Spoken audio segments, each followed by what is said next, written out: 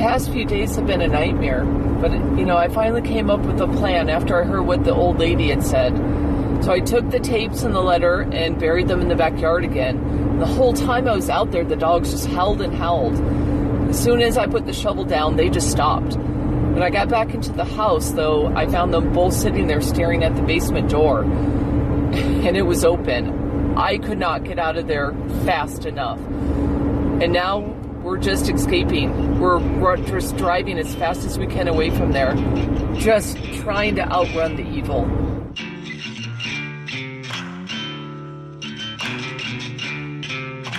We're hunting for a book written by a demon, and you're coming with us. This is the Walk in Darkness podcast. As one leaves, another enters. Hey, Wally Fitch broadcasting from the Death House on Elm Street. I am so glad you could be here with me tonight. And yes, it is official. The Death House on Elm Street is now the official headquarters of A Walk in Darkness. Unfortunately, Sutton is still in Montana and refuses to come to Idaho Falls. We had dinner the other night, Sunday night, I think it was, and she told me that the thought of stepping foot into this house, scares her more than anything, and it's not something that she can face. She also told me that she can't even be in the same city as the house.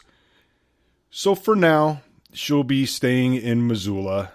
Now, the whole time she was telling me this, she was trembling, and she was looking and rubbing the red marks on her hands and wrists, where she says the demon touched her. And I don't know, I'm a bit worried about her, to be honest, being alone. But we agreed to Skype every day, and hopefully I can get her to move a little closer. Well, it's only been a couple of days, but the house seems just like your everyday average rental home. The paint is an ugly peach. The floors need repair, and having sat for so long, it's pretty dirty and dusty. And except for the note that was left to me, which we'll get to in a minute here, nothing out of the ordinary has happened. But the only thing is, the basement is locked, and Patricia refuses to unlock it, saying that the rental agreement does not include the basement, just like it did when Sutton rented it. I'm not at all happy about this, because you guys all know how eager I am to get into that damn basement and check it out for myself, because I know there is something down there that is vital to this investigation, and I need to find it. But that said, we know Sutton never had the key to the basement. She made that clear in her Instagram post, as well as, she had the same agreement that I did with Patricia. Yet, next thing I know, I wake up in the basement under this single bare light bulb hanging above me. It was so bright and it hurt my eyes, and it made me feel really disoriented. I couldn't figure how the hell I got into the basement. I knew it was the basement. A basement, But the thing had been locked since we moved into the house, and I didn't have a key for it. After a bit, I found the strength to sit up. But then I found, it's almost like this pool of blood under me. I don't remember climbing the stairs, but I do remember grabbing hold of the basement doorknob and pulling myself up, to a standing position. I should have called an ambulance. I know, but I had to get out of that house, so I just drove myself to the hospital. And then later, when she came home from the hospital, I went back to the house and I headed straight to the basement door after I left the hospital. I left it open, but now it was closed and it was locked, just as it had been the whole time I was living there. I really, really got to get into that basement. But Until I can, I'm going to set up a camera focusing on the basement door. So if there's anything paranormal or supernatural going on here, I will capture it. All right, so let's switch gears and talk about that lovely note that was left for me when I moved in. Now, if you missed the Instagram posts, on the way here from Missoula, I got a flat tire on the I-15 out in the middle of nowhere. And as luck would have it, I didn't have a jack. And, of course, just like the movies, I didn't have a cell signal to call AAA and call for help. Now, if you've ever traveled the 15 in Idaho, you know there's not a ton of traffic, which is awesome when you're trying to get somewhere, but not so good when you need help. Anyway, it wasn't long before a black Trans Am pulls up behind me. And this thing was straight out of a Smokey and the Bandit movie. I mean, this thing was in pristine condition. This guy gets out wearing bell bottoms and a Grateful Dead tour shirt.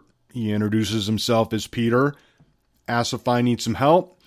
Long story short, 20 minutes later, the tires changed, and I'm back on the road to Idaho Falls. I finally get to the house. I sign the lease. I take the keys.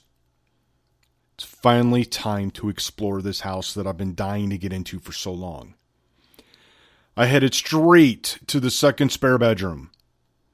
The one that Agatha died in, and the one where Agatha made that vow to a demon.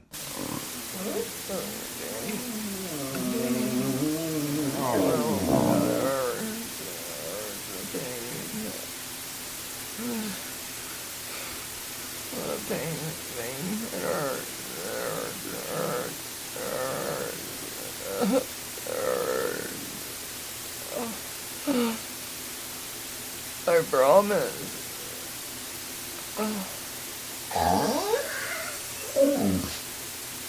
I gave you the baby.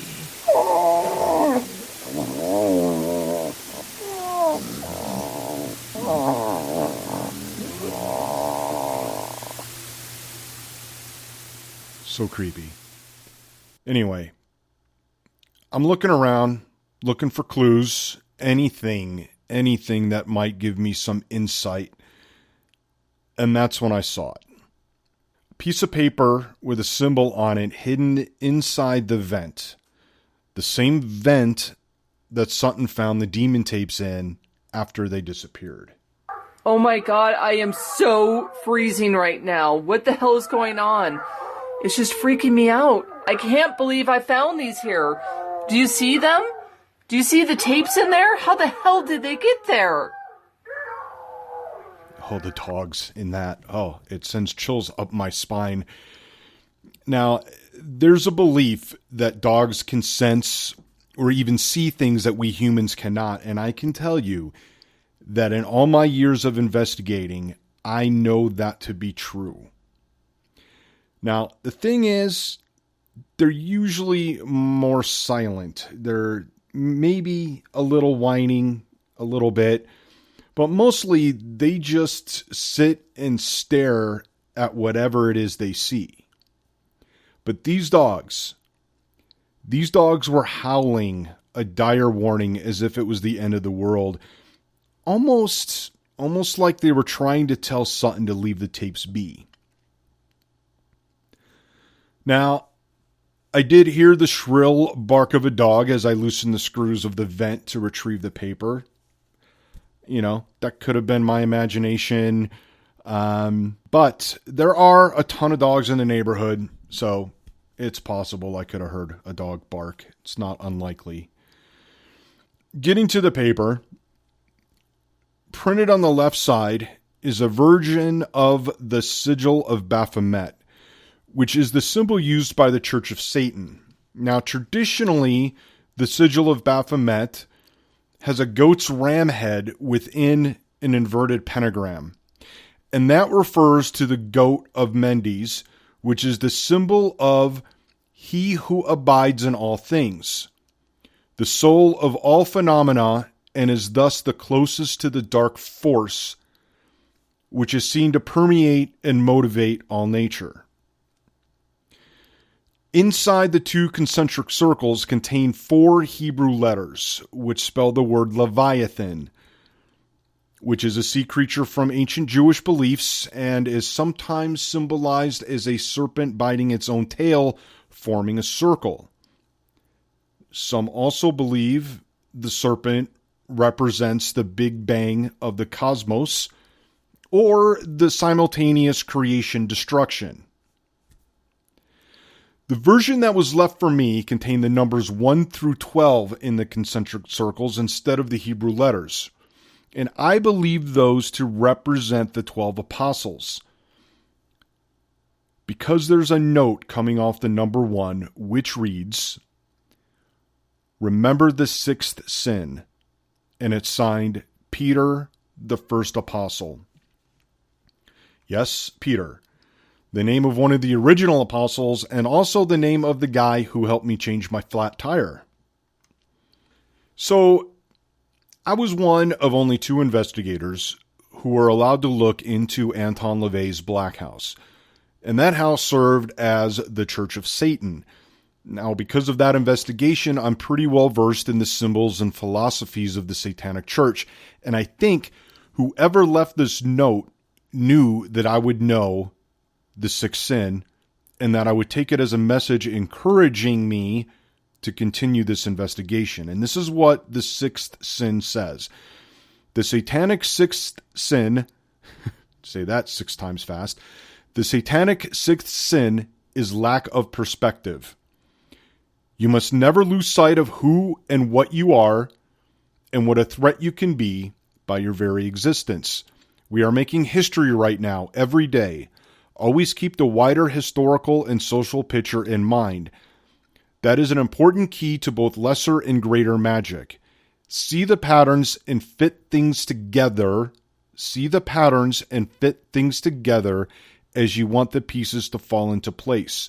Do not be swayed by herd constraints. Know that you are working on another level entirely from the rest of the world.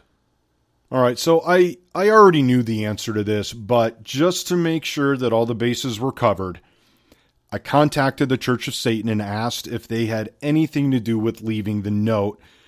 And as I suspected, they did not. They told me that the sigil used in this note is not the official sigil used by the Satanic Church, which is true, because this particular symbol was first seen in what is now southern Sweden in the late 900s. Mr. Fitch, det er jeg, Snorre Helige. Sigillet som er levereret til deg, anvendes av en gruppe der kaller det selv de demoniske apostlerne, som leter av Lucifers andre demon. Det er skyldige at sprider kristendommen til vores regioner i slutet av 900-tallet. Gå mycket varsamt fram. I was beginning to wonder if I was ever going to hear from our Viking friend again. And Snorre left this message on Tuesday. And that was Old Norse that you heard. That is the old ancient language of the Vikings. And it translates to, Mr. Fitch, it is Snorre Helige. The sigil delivered to you was used by a group named the Apostles of the Demonic, led by Lucifer's number 2 demon. They were responsible for impeding the spread of Christianity to our region in the late 900s. Proceed with caution. Okay, so, is the number 2 demon Snorre refers to Surath? Now, we kind of know that Surath is a powerful demon and is rumored to, at least at some point, to be Lucifer's second in command. And is there a connection between the Apostles of the Demonic and the 12 deaths that happened 15 feet from where I'm sitting right now? WVVX breaking news. Bodies of the victims from Friday's horrific poisoning incident in Idaho Falls have disappeared from the morgue. Those bodies were never found. They literally just vanished into thin air. So are they Surath's new apostles of the demonic? Is that why the bodies were displayed as they were under the fig tree? I looked at the pictures that Jules St. Vincent gave me, and if I rotate it as if I'm looking at the scene from the south, in other words, looking north, you can clearly see a clock-like pattern, the same that was on the sigil of Baphomet that was left for me. But that's not all. It's a bit hard to see, but in the 1 o'clock position, or in the first position, was the guy that helped me change my tire. It was Peter. And he was in my house. Now, assuming Surath has indeed created a new apostles of the demonic, what is their purpose? Is Surath using these apostles to help me find his book? And if so, why doesn't he just give it to me? And that's the mindfuck right there. Applying human logic to a demon, an entity I'm not even convinced exists, and that there scares the hell out of me. It scares me because I've always been an agnostic, bordering on atheist. My work has always been about the truth and using science and facts to discover the truth and not let theology cloud my judgment. Keeping an open mind and not labeling something as true unless I can see it firsthand has been the key to everything that I hold sacred. But lately, I've experienced things that question these beliefs. I mean, we're hunting for a book written by a demon, but how can you prove demons exist? How can you prove a place like heaven, hell, or purgatory exist? Yet, I've had contact with someone who appears to be an apostle of a demon, a priest who claims to be from purgatory, and somebody who you heard earlier claims to be a Viking from the 9th century. I've heard what appears to be a woman talking to a demon, and Sutton herself says that a demon stole her baby right from her womb.